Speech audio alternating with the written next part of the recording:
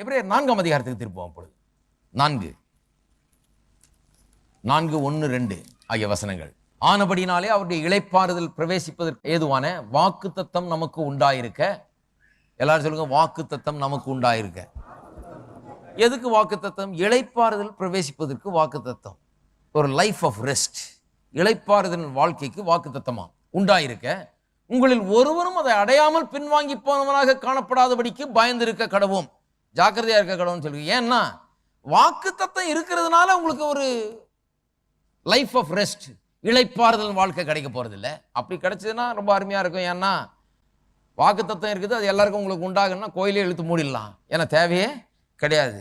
ஏன்னா வாக்குத்தத்தம் இருக்கிறதுனால ஆட்டோமேட்டிக்காக உங்களுக்கு வந்து எதுக்கு சபையை வச்சிருக்கிறோம், எதுக்கு பிரசங்கம் பண்ணுகிறோம்? இந்த வாக்குத்தத்தங்களை பிரசங்கம் பண்ணி கொண்டிருக்கிறோம்.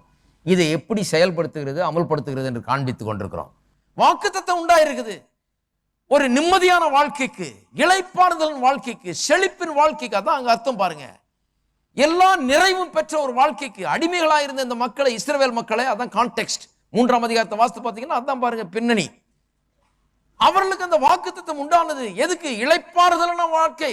அடி உதயம் வாங்கி அரை கூலிக்கு வேலை செய்து கால் கூலிக்கு வேலை செய்து கொண்டிருந்தவர்கள், அப்படிப்பட்டவர்களுக்கு ஒரு அருமையான ஒரு வாழ்க்கையை தேவன் ஏற்படுத்தி அதுக்கு வாக்குத்தத்தத்தையும் கொடுத்திருக்கிறார். ஆனால் அதை அடையாமற் பின்வாங்கி போனார்கள். ஒரு சந்ததியே அதை அடையவில்லை. இருக்கீங்களா? கர்த்தர் அதை விரும்பியும் கர்த்தர் அதை செய்யறதுக்கு எல்லா பலனையும் தர்றேன்னு சொல்லியும் அவர் நடப்பிக்கிறேன்னு சொல்லியும் இவர்கள் அதை அடையவில்லை என்று சொல்லப்படுகிறது. அதான் ஒரு கிரேட்டஸ்ட் ட்ராஜடி. ஒரு சந்ததியே, இஸ்ரவேல் மக்கள் ஒரு சந்ததியே அடையல பாருங்க, ஒருவன் கூட அடையல. எப்படி அப்படி இருக்க முடியும் ஜனங்கள்? நான் சொல்லுகிறேன், இன்றைக்கும் அநேக கிறிஸ்தவர்கள் அப்படி இருக்கிறார்கள். அநேக நேரத்தில் நான் நினைக்கிறேன் சந்ததியா அப்படி இருக்கிறாங்க. இவ்வளவு வாக்கு தத்தங்கள், பைபிள்லாம் வீட்டில் இருக்கு, படிக்கிறாங்க, போறாங்க, வர்றாங்க, சபைகளுக்கெல்லாம் கூட போறாங்க. ஆனால் இதை எப்படி விசுவாசித்து இதை எப்படி அடைவது என்பதை கற்றுக்கொள்கிறது கிடையாது. ஆகவே அடையாமற் போய்விடுகிறார்கள். கர்த்தர் சொல்லி இருக்கிறார், கர்த்தர் ஏற்படுத்தி இருக்கிறார் இளைப்பாறுதல் வாழ்க்கை, ஆனால் அடையாமற் போய்விடுகிறார்கள். அதை குறித்து ஜாக்கிரதையா இருக்க சொல்லி இருக்கிறது. அப்புறம் பாருங்க, ஏனெனில் சுவிசேஷம் அவர்களுக்கு அறிவிக்கப்பட்டது போல நமக்கும் அறிவிக்கப்பட்டது. கேட்டவர்கள் விசுவாசம் இல்லாமல் கேட்டபடினால் அவர்கள் கேட்ட வசனம் அவர்களுக்கு பிரயோஜனப்படவில்லை. ஆஹா, அவர்களுக்கு எப்படி அறிவிக்கப்பட்டதோ அது போலவே தான் நமக்கு அறிவிக்கப்பட்டது. ஆனால் அவர்களை கொஞ்சம் கவனிக்கணும்ன்றாரு. என்ன கவனிக்கணும்? அவர்கள் கேட்டும் விசுவாசம் இல்லாமல் கேட்டபடினாலே. ஹலோ, இன்னைக்கு வந்திருக்கிறீங்க, எத்தனை பேர் விசுவாசத்தோட கேட்குறீங்க? விசுவாசத்தோடையும் கேட்கலாம், விசுவாசம் இல்லாமலும் கேட்கலாம். இதெல்லாம் தான் சொல்லிட்டு வரேன் பாருங்க. எப்படி விசுவாசத்தோட கேட்கறது? கேட்கும் போதே உள்ளத்தை திறந்து உங்களுடைய வார்த்தையின்படியே எனக்கு ஆக கடவுள் சொல்லி கொடுத்தேன் இல்லையா? எப்படி பெற்றுக்கொள்ளணும் வசனத்தை. ஆண்டவர் உடைய வார்த்தை அப்படி சொல்லுதா? எனக்கு கொஞ்சம் கூட நம்புற அளவு கூட இல்லை, அவ்வளவு ஆச்சரியமா அதிசயமா இருக்குது. ஆனால் உங்களுடைய வார்த்தை சொல்லுகிறதுனால அது அப்படியே எனக்கு ஆக கடவுள். எனக்கு ஆச்சரியமா இருக்கு கர்த்தாவே, ஆனா உங்களுடைய வார்த்தையின்படி எனக்கு ஆக கடவுள். இப்ப இருக்கிற சூழ்நிலை பார்த்தா என்னால் நம்ப கூட முடியாது, ஆனா உங்களுடைய வார்த்தையின்படி எனக்கு ஆக கடவுள். சூழ்நிலை எல்லாம் பார்த்தா ஒரே இருளா இருக்கிறது, ஆனால் உங்களுடைய வார்த்தையின்படியே எனக்கு ஆக கடவுள். அதான் விசுவாசத்தினோடு கேட்கறதுன்னு அர்த்தம். நிறைய பேர் வந்து உட்காந்துட்டு, சரி நம்ம பிரசங்கம் பண்றார், சரிவா லஞ்சுக்கு அங்கே போகலாமா, இங்கே போகலாமா, என்ன பண்ணலாம், இதை தான் யோசிச்சுட்டு இருக்கிறீங்க. அதை விட பெரிய காரியத்தை பேசிட்டு இருக்கிறீங்க. அருமையானவர்களே, இட் இஸ் பாசிபிள், இது சாத்தியம். இவ்வளோ பேர் வந்திருக்கிறீங்க, அதில் சிலர் விசுவாசம் இல்லாமல் கேட்க முடியும். எவ்வளவு உயர்ந்த பிரசங்கத்தை பண்ணி, எப்பேற்பட்ட வார்த்தைகளை பிரசங்கம் பண்ணி, எப்பேற்பட்ட வாக்கு தத்தங்களை சொல்லி, எவ்வளவு நல்ல வாழ்க்கையை கர்த்தர் உங்களுக்கு வைத்திருக்கிறார்னு சொன்ன பிறகும் சிலர் அதை அடையாமல் வாழ்ந்து தன்னுடைய வாழ்க்கையை முடித்து கொண்டு போகிறது கூட முடியும். ஏனென்று சொன்னால் விசுவாசம் இல்லாமல் கேட்கிறார். நான் சொல்லுகிறேன், அநேகர் ஞாயிற்றுக்கிழமை தோறும் ஆலயங்களுக்கு உலகம் முழுக்க சென்று விசுவாசம் இல்லாமல் உட்கார்ந்து, விசுவாசம் இல்லாமல் பாடி, விசுவாசம் இல்லாமல் கேட்டு, ஏதோ போனோம், ஞாயிற்றுக்கிழமை கோயிலுக்கு போகிறது எங்கள் வீட்டில் கற்றுக் கொடுத்துருக்காங்கன்னு போய் நல்லது கற்றுக் கொடுத்தாங்க, ஏன்னா அங்கே போனால் தானே கேட்கறது. ஆனால் கேட்கும்போது ஜாக்கிரதையா இருக்கணும், விசுவாசத்தோடு கேட்கிறோமா என்று உள்ளத்தை திறக்க வேணும். உடைய வார்த்தையின்படி ஆக கடவுது கர்த்தாவே. ஒவ்வொரு வார்த்தையும் எனக்கு ஜீவனாய் இருக்கிறது, எனக்கு பலனாய் இருக்கிறது. உடைய வார்த்தை, அதுக்கு என்னை செவியை சாய்க்கிறேன், கண்களை அதன் மேல வைக்கிறேன், இருதயத்தின் மத்தியில் அதை வைக்கிறேன், அதை நான் காக்கிறேன். அது எனக்கு ஜீவனும் எனக்கு பலனும் எனக்கு ஆரோக்கியமாய் இருக்கிறது என்று சொல்லி உள்ளத்தை திறந்து அதை ஏற்றுக்கொள்ளும் போது அவர்களுக்கு அது வேலை செய்யுது. ஒரு பிரசங்கர் அப்படியே சொல்றாரு பாருங்க, சகோதரர்லாம் விசுவாசத்தை பற்றி ரொம்ப பேசுவார், ஆனா நான் ஒன்று சொல்லுகிறேன் என்ன காமிச்சு சொல்றாரு, இவரெல்லாம் விசுவாசத்தை பற்றி ரொம்ப பேசுவார். நான் ஒன்று சொல்லுகிறேன், சிலருக்கு அது வேலை செய்யும், சிலருக்கு அது வேலை செய்யாது. நான் நினைச்சேன் நிச்சயமா உங்களுக்கு வேலை செய்யாது. ஏன் என்று சொன்னால் விசுவாசத்தோடு கேட்கறது இல்லை. நீங்க தான் முடிவு பண்ணிட்டீங்களா சிலருக்கு வேலை செய்யும் சிலருக்கு வேலை செய்யாதுன்னு. நானும் சொல்லுகிறேன், சிலருக்கு வேலை செய்யும் சிலருக்கு வேலை செய்யாது. ஏன்னா விசுவாசம் இல்லாமல் கேட்கிறார்கள், அதனால சிலருக்கு வேலை செய்யறது கிடையாது. ஆனால் எல்லாருக்கும் வேலை செய்ய முடியும்.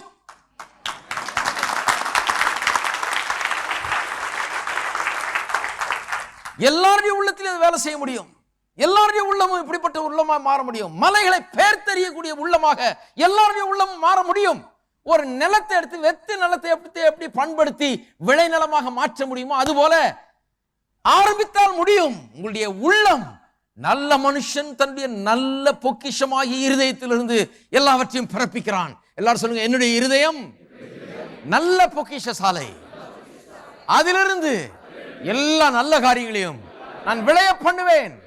சுகத்தை, வெற்றியை, சமாதானத்தை, விடுதலையை, சந்தோஷத்தை, செழிப்பை, குடும்ப நல்வாழ்வை நான் விளைவிப்பேன்.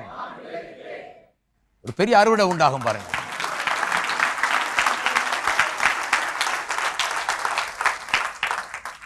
நீங்க நினைக்கலாம், பாருங்க அவரெல்லாம் பாருங்க அவர் கடவுளுடைய மனுஷன், அதனால அது வேலை செய்தது. நானும் உங்களை மாதிரி தான் அப்படியே ஆரம்பிச்சு ஒன்றும் விளைவிக்காத பொல்லாத காரியங்களை மட்டும் விளைவிக்கிற உள்ளமாக இருந்த அந்த உள்ளத்தை எடுத்து நல்ல காரியங்களை பிறப்பிக்கக்கூடிய உள்ளமாக நாளடைவில் வசனத்தை போட்டு போட்டு அதை பண்படுத்தி தண்ணீர் பாய்ச்சி அதை காத்து நான் இப்படி உண்டு பண்ணியிருக்கிறேன். எல்லாருமே அதை உண்டு பண்ண முடியும், நிச்சயமாய் அது நடக்கும். பாருங்க, ஆகவே தான் சொல்லி இருக்குது விசுவாசம் இல்லாமல் கேட்டபடினால. அப்போ விசுவாசம் இல்லாமல் கேட்டாங்கன்னா ஒன்று எப்படி கேட்டிருக்கணும், கேட்கும்போது ஆண்டவரே இப்படி வார்த்தையின்படி எனக்கு ஆக கடவுதுன்ற அந்த இது கிடையாது. ரெண்டாவது, விசுவாசம் இல்லாமல் கேட்கறது எப்படின்னா, கேட்டார்கள் ஆனால் என்ன பண்ணுகிறது இல்லை,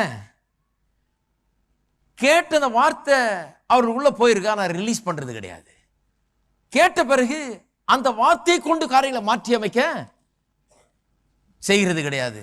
அந்த வார்த்தை இதயத்தின் நிறைவினால் வாய் பேசு என்று சொல்லியிருந்தபடி பணத்தை கொடுத்து எப்படி வாங்கணுமோ அதுபோல இந்த விசுவாசத்தை பயன்படுத்தி காரியங்களை நடப்பிப்பது கிடையாது. ரெண்டுத்தையும் செய்யாம விட்டு விட்டார்கள். ஆகவே தான் வேத வசனம் ரொம்ப அதிகமாய் போதிக்கிறது, என்ன நாம் பேச வேண்டும் என்று சொல்லி. எதை பேச வேண்டும், எப்படி விசுவாசத்தை நாம் உள்ளத்தில் வைக்க வேண்டும், எப்படி உள்ளத்தில் விசுவாசம் உண்டாக முடியும், இதெல்லாம் வேதம் அதிகமாக பேசுது பாருங்க. விசுவாசம் கேள்வினால் வரும், கேள்வி தேவனுடைய வசனத்தினால் வரும். இதெல்லாம் வேதம் சொல்லி தருது. இருதயத்தில் விசுவாச வார்த்தையை வைக்க முடியும். நாம் விசுவாசிக்கிறோம் ஆகியனால் பேசுகிறோம். விசுவாசம் எல்லாம் எப்படி கிரியை செய்கிறது என்பதை வேதவசனம் நமக்கு திட்டவட்டமாக போதிக்கிறது. சரி, விசுவாசம் இல்லாமல் கேட்டார்கள். விசுவாசம் இல்லாமல் கேட்டார்கள்னு சொன்னா ஒட்டு மொத்தத்தில் பார்க்க போனால் என்ன அங்கே பிரச்சனைனா, விசுவாசத்தை ஆங்கிலத்தில் ரொம்ப அருமையாக சொல்லுது, they did not mix the word with faith. வசனத்தை கேட்டாங்க, விசுவாசத்தை அதோட கலக்கலை. எப்படி கேட்கிற வசனத்தோட விசுவாசத்தை கலக்கிறது எப்படின்னா, எல்லாம் சொல்லுங்க, கலக்கிறது மிக்ஸ்னே வருது ஆங்கிலத்தில். அது ரொம்ப அருமையான வார்த்தை பாருங்க. இருக்கிறதுலே பெரிய மிக்ஸி எது தெரியுமா? அம்மாமார்கள் மட்டும் இல்லை, ஐயாமார்களும் தெரிந்து கொள்ளணும். இருக்கிறதுலே பெரிய மிக்ஸி இந்த நாக்கு தான். இதுல கலக்கலாம், உலகத்தையே கலக்கலாம், இந்த நாக்கை வைத்துக்கொண்டு வாழ்க்கையே கலக்கலாம், சூழ்நிலையே கலக்கலாம். எல்லா மிக்சியை காட்டிலும் பெரிய மிக்சியாக இருக்குது பாருங்க.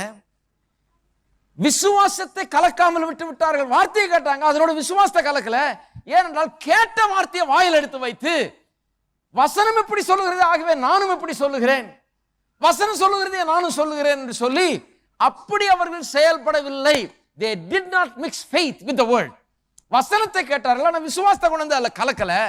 நல்லா நாக்க விட்டு கலக்கி இருக்கணும், இப்படி சொன்னாங்க வழங்கும். அப்ப நான் எப்படி கலக்கணும்? நானே உன் பரிகாரியாகிய கர்த்தர் என்று வேதம் சொல்லுகிறது. ஆகவே நீரே என் பரிகாரி கர்த்தரே, இரவும் பகலும் நான் அதை சொல்லுகிறேன். உடைய வார்த்தை எனக்கு ஜீவனும் பலனுமாய் இருக்கிறது. உடைய தழும்புகளால் நான் குணமானேன். ஐஸ்வர்யத்தை சம்பாதிக்க பலனை கொடுக்கிறவர் அவரே என்று சொல்லியிருக்கிறது. ஆகவே எனக்கு பலன் இருக்குது, நான் சம்பாதிப்பேன், நிச்சயமா ஐஸ்வர்யத்தை சம்பாதிப்பேன். ஏன்னா அவருடைய வார்த்தை சொல்லிவிட்டது. அவருடைய வார்த்தை சொல்லிவிட்டதுனால நான் தாழ்ச்சி அடைய மாட்டேன் என்றால் கர்த்தர் என்னுடைய மெய்ப்பராய் இருக்கிறார், நான் தாழ்ச்சி அடைய மாட்டேன். தாழ்ச்சி அடைய மறுக்கிறேன். வறுமையை ஏற்றுக்கொள்ள மறுக்கிறேன். இல்லாமையை வெறுக்கிறேன். அதை மறுக்கிறேன். இந்த வாழ்க்கையில் அதை புறமே தள்ளுகிறேன். அதை வெறுத்து ஒதுக்குகிறேன். வியாதியை வெறுக்கிறேன். ஏனென்றால் அவர் என்னுடைய பரிகாரியாய் இருக்கிறார். இந்த சரீரம் கர்த்தருடையது, கிரயம் கொடுத்து வாங்கப்பட்டிருக்கிறது. ஆகவே இந்த சரீரத்தில் நான் வாழ்ந்து கர்த்தரை மகிமைப்படுத்த வேண்டும். இதை நான் வாயை திறந்து சொல்லணுங்க. ஏதோ பைபிள்ல இருக்குதுன்னு நான் இருக்கக்கூடாது. வாயை திறந்து கலக்க வேண்டும். கேட்கிற வார்த்தையில விசுவாசத்தை போட்டு கலக்கணும். கலக்கும் போதுதான் அது உங்களுடையதாகிறது. அதனாலதான் அவர்கள் அடையாமற் போய் விட்டார்கள். அப்ப எப்படி என்ன பண்ணணும்? வசனத்தை கேட்குறீங்க. கேட்கும்போது வசனத்தை ஏற்றுக்கொள்வதும் வார்த்தையின் மூலமா தான் ஏற்றுக்கொள்றீங்க. என்ன பண்றீங்க? கேட்ட வசனத்தை ஆண்டவரே உங்களுடைய வார்த்தையின்படி எனக்கு ஆக கடவுள்னு சொல்றீங்க. அப்ப நாக்கு போட்டு கலக்குறீங்கன்னு அர்த்தம். நான் அவங்க வேலை செய்ய ஆரம்பிக்கிறது. அதுக்கப்புறம் ரிலீஸ் பண்றீங்க, விசுவாசத்தை வெளிப்படுத்துகிறீர்கள் சூழ்நிலையில மாற்றும்படியா. அப்பவும் என்ன பண்ணணும்? இந்த நாவு தான் பயன்படுகிறது. அப்ப அவர் என்னுடைய தேவையெல்லாம் தம்முடைய ஐஸ்வர்யத்தின்படி சந்திப்பார்னு வேதவசனம் சொல்லி இருக்கிறதுனால நான் என்ன பண்றேன்? அவர் என்னுடைய தேவைகள் எல்லாம் தம்முடைய மகிமையின் ஐஸ்வர்யத்தின்படி சந்திப்பார்னு சொல்ல ஆரம்பிக்கிறேன். மகிமையின் ஐஸ்வர்யம் சொல்லி இருக்கிறதுனால நிறைய பேர் என்ன சொல்றாங்க? அது மகிமையில் பரலோகம் போன பிறகு கர்த்தர் சந்திப்பார்னு. சரி, அப்படியே கூட வச்சுக்குவோம். இப்போ அப்படியே நான் வியாக்கியானம் பண்றேன். எப்படி சொல்றேன்னா, என்னுடைய குறைவுகள் எல்லாம் அவர் தம்முடைய மகிமையின் ஐஸ்வர்யத்தின்படி சந்திப்பார்னு சொல்லி இருக்கிறதுனால நான் பூமியில இருந்தால் கூட நான் பரலோகத்தில் இருக்கிறது மாதிரி கணக்கில் எடுத்துக்கொண்டு என்னுடைய தேவையெல்லாம் சந்திப்பார். பரலோகத்துக்கு போன பிறகு எப்படி சந்திப்பாரோ அப்படியே இந்த பூமியிலும் சந்திப்பார். அப்படிதான் சொல்லி இருக்குது. பரலோகத்தில் எப்படி சந்திப்பாரோ அதே போல பரலோகம் போனால் நம்முடைய குறைகள் எல்லாம் தீரும், நம்முடைய கண்ணீர் துடைக்கப்படும். சிலர் அங்க கூட அழுதுன்னு தான் இருப்பாங்க. நம்முடைய கண்ணீர் எல்லாம் துடைக்கப்படும், நம்முடைய தொல்லைகள் எல்லாம் நீளம். பசியும் இல்லை, எங்க தாகமும் இல்லை, ஆயாக்கும் ஓயாக. தேவைகளை சந்திக்கிறதுனாலே இந்த பூலோகத்தை பற்றி தான் பேசுது. ஏன்னா இங்கே தான் தேவைகள். அங்கே ஒரு தேவையும் அங்கே தான் சொல்றீங்களா, பசியும் இல்லை தாகமும் இல்லைன்னு. அங்கே ஒன்றும் தேவையில்லை. தேவைகள்னா இங்கே தான். என் தேவன் என்னுடைய குறைவுகள் எல்லாம் தம்முடைய மகிமையின் ஐஸ்வர்யத்தின்படி பரலோகத்தில் எப்படி சந்திக்கிறாரோ அதுபோல இந்த பூமியிலேயே சந்திப்பார். இருக்கீங்களா? பாருங்க, வசனத்தை படிக்க படிக்க இன்னும் விளக்கம் வருது.